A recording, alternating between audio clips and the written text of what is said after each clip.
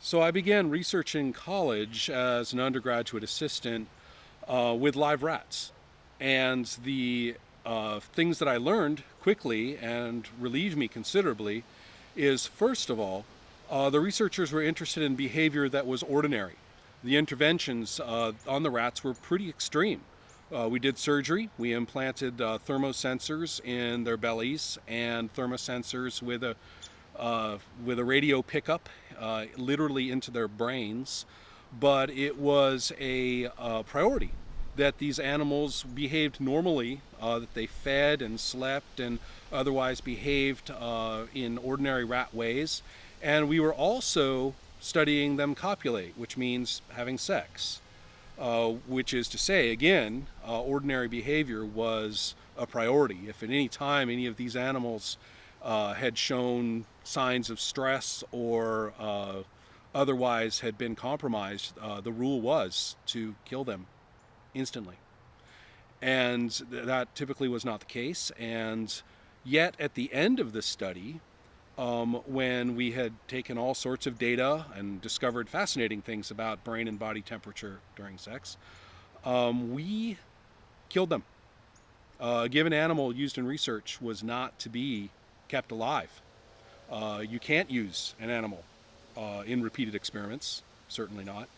And how we killed them in any instance, for rats and rodents in general, as it turns out, putting them into a chamber, which is to say a bucket with a lid, and pumping carbon dioxide into it kills them instantly.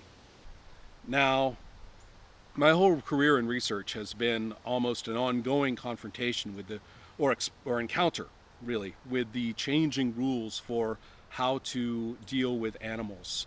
I'm fortunate that I began in the same year, 1985, when the Animal Welfare Act underwent some extensive revisions. And the most important one is called IACUC, which is IACUC, the Institutional Animal Care and Use Committee, in which you have internal inspections over every single animal in their housing, in their treatment, in the proposed research, in the enacted research.